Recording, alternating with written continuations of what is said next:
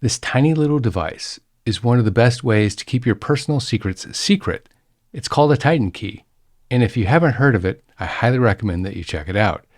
In this video, we're going to talk about 6 secrets that a retiree should never disclose. Coming up next on Holy Schmidt. Holy Schmidt! For those of you new to the channel, hi, my name is Jeff. I'm a CPA turned author turned public speaker, and I created this channel in 2020, really at the request of my daughter. She saw me helping family members with their finances, and she said, "Dad, if you can help them, can't you help others as well?" And with that, the channel was born. Today, we have over 370,000 subscribers, over 60 million views, over 5 million hours of watch time, and we would love it if you join our YouTube family. Simply click subscribe and turn on notifications, and you'll be alerted the next time we post a video. We post about 3 times a week. All right, let's get into it. Point 1, your net worth. People get really strange when they learn about someone's net worth because everybody that knows somebody has an assumption about that person's net worth, high or low. Friends and enemies alike form an opinion about you based on what they think your net worth is. And when they find out what it actually is, well, often when reality meets fantasy, a lot of strange things happen. Maybe they ignore you because they feel threatened by you, or maybe they ignore you because they thought you were worth a lot more, and that was the basis for the reason that they liked you. Whatever the case may be, disclosing your net worth is not a good idea. And predators, those that want to take your money from you, usually won't act unless they believe that there's something to take. They have nothing to latch onto. So almost everybody, consciously or unconsciously, looks for clues. They look at the car you drive, the house you live in, how you spend your money, the watch you have on your wrist. All of those are clues as to what your net worth might be. They'll even look at your social media posts. But what's really funny about social media posts is that in these posts, people only present their best selves.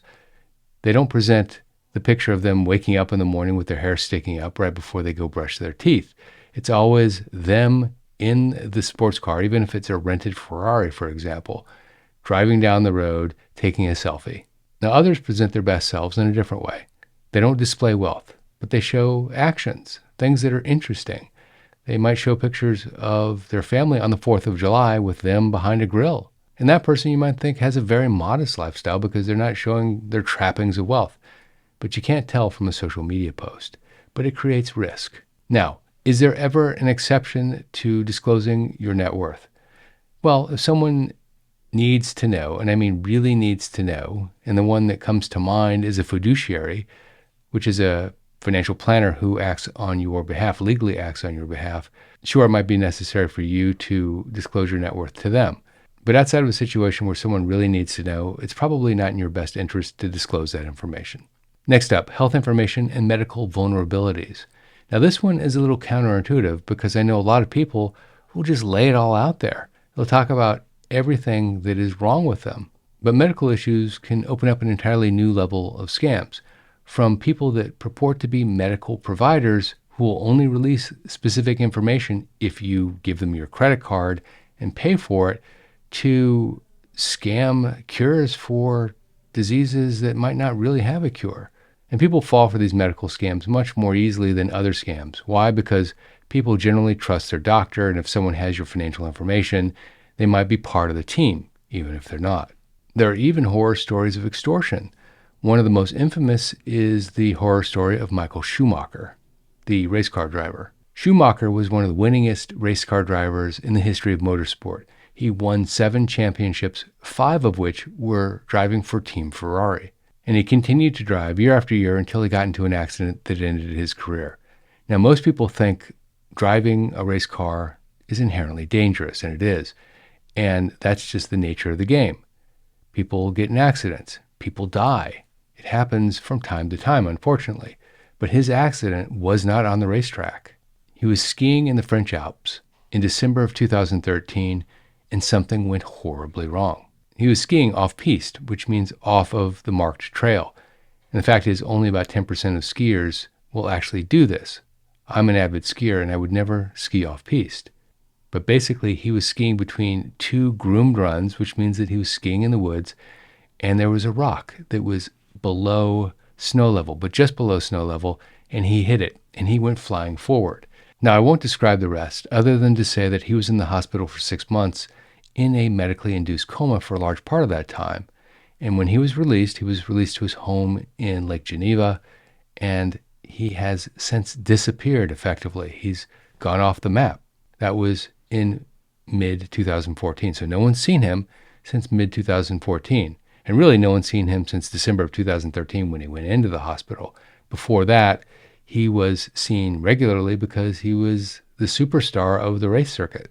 For an intensely public and famous figure, there are a lot of unanswered questions about his health, which the family doesn't want to disclose. And this creates an opportunity for a scam. Because of this vulnerability, whatever it is, extortionists tried to extort $15 million equivalent from the Schumacher family. As it turned out, one of the bodyguards was in partnership with someone else and provided that someone else with 1,500 records of Michael Schumacher that were contained on 2 different hard drives. That someone else then tried to extort the family, and the family, being smart, went to the police, and the extortion stopped. People were arrested, and only one of the 2 hard drives was ever recovered. So when you think about what people can do with your medical information, it can be much worse than people think. Next up, your account login details. Now, people are really vulnerable on this one. And the reason? Because I would say the vast majority of people, not everybody, but the vast majority of people share their account login details with at least 1 or 2 people. And this is something you should never do, by the way, yet it's very common. And because most of the time nothing really happens, people think that all of the time nothing is really going to happen. Now, most service providers will void whatever protections you have if you share your username and password with somebody else. And so it's important to note that, but people do it anyway. Also, many service providers will say if you want to add somebody onto the account with their own username and password, you can do it. And that keeps you in line with the requirements of the institution. There are never really any good exceptions to the rule of don't share your username and password, except for one. And in my mind, and this is Jeff Schmidt speaking, this is the only way that I would ever share a username and password. I have a password file. My password file is in a safe deposit box in case I'm either incapacitated or worse. Now, only 2 or 3 people know where the key is to that safe deposit box, and those 2 or 3 people are signatories at the bank, so they're allowed to go into the safe deposit box. However, I will know whoever goes into that safe deposit box. And they've been told very directly, don't go in unless there's a dire need. And you will have to present your signature for comparison and your ID, belts and suspenders. Next up, future travel plans or future absences. Now, travel is a wonderful thing, especially in retirement, but it's also quite dangerous when it comes to someone being able to rob your home. Now, we all have something inside of us that worries when we leave. Did we turn off the stove? Is the alarm on? Are the cameras on for those of you that have an alarm or a camera? But even if your house is equipped with an alarm and with a camera, other safety equipment, a dog perhaps, I don't know.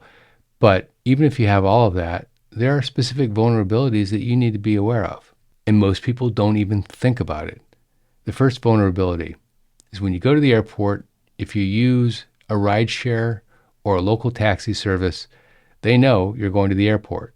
What they don't know is whether someone's going to be home or not, unless you talk about it on the ride, i.e., did we check to make sure that the alarm is on? Is the key under the mat? All of the things that you don't want to say in front of a total stranger, for whatever reason, come out on that ride to the airport. Next up is your mail. Did you stop your mail? If your mailbox is filled with mail, that's a really good indication that no one is home. Also, we talked earlier about social media posts. Well, because people like to post about themselves on social media and share with others, that is a dead giveaway that you're not at home. If there's a picture of you on the Great Wall in China, well, that means that you're not home. Think about other service providers that are going to know your whereabouts. Your dog sitter, your hairstylist, your cleaners. If you go to your dog sitter and say, I'm going on a trip for 2 weeks, can you watch my dog? They know that you're not going to be home. Your hairstylist might engage you in conversation, and you might be talking about that out-of-town wedding you're going to. And your cleaners, if you need it done right away because you're leaving on a trip tomorrow, well, they know you're going out of town. So there's no way to truly get away from it unless you come up with some sort of story to tell your dog sitter that they need to watch the dog, but your partner is going to stay home anyway. They just want to be dogless. I don't know. But it's unlikely that the story will actually hold water. But the fact is, unless you have a guard watching the entrance to your house or the entrances to your house, you're always at some level of risk. But the highest level of risk doesn't come from people you know. It's far less likely that one of your service providers will tip off a ring of house thieves rather than someone who has got the information through a phishing scheme.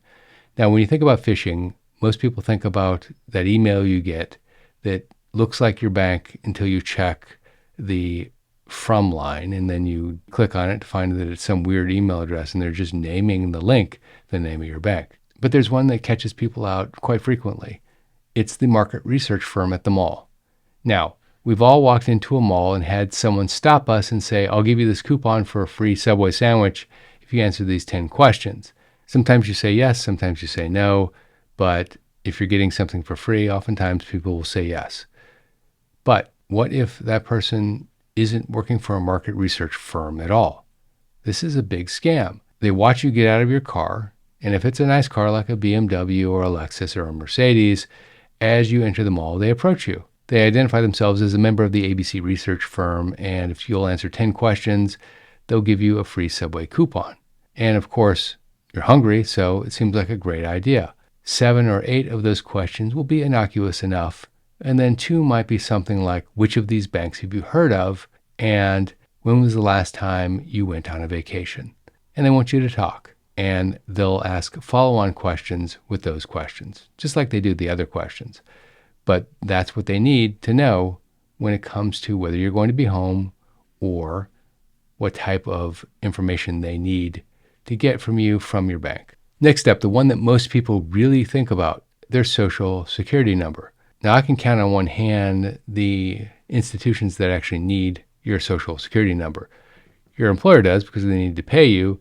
The taxing authority does because that's how they track tax forms, health insurance, Medicare, and other government programs, I suppose, and perhaps something like a credit bureau.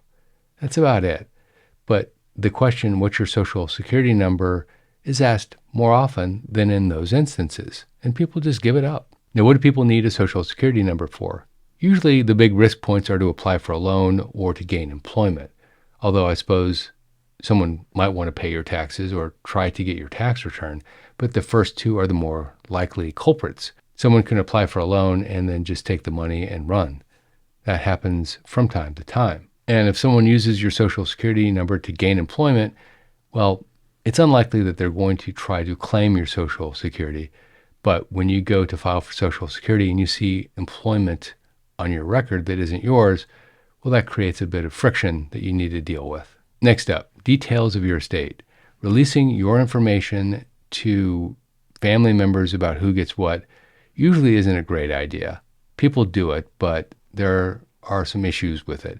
The first is that the people that are receiving that information might feel like they're not getting their portion, and it could create some bad feelings.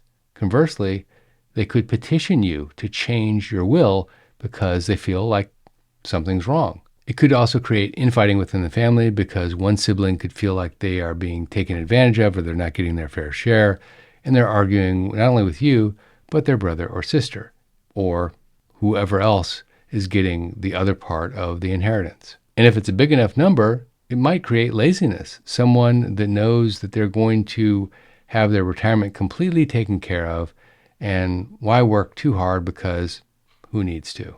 And of course, the last point is resentfulness. Resentfulness towards you, towards others in the will, and just in general, feeling like they aren't getting what's due to them. Now, are there any exceptions to this? I'm sure that there are. And this one is a little less straightforward because first, you do need someone who is an executor of the will. That's oftentimes a family member. And so you want them to know what they need to know to execute your estate. And some families have full discussions about it and everything's equal and that's totally fine. But generally speaking, disclosing what's in the estate is not a great idea. If you like this video, check out that video, one tiny mistake that wiped out an entire life savings. Also, if you haven't done so already, go to my website, holyschmidt.com/checklist, and download my free retirement ready checklist. It's my free gift to you. You'll also be put on our list and get free tips, tricks, and other information. This is Jeff Schmidt, and I will see you in that video right there.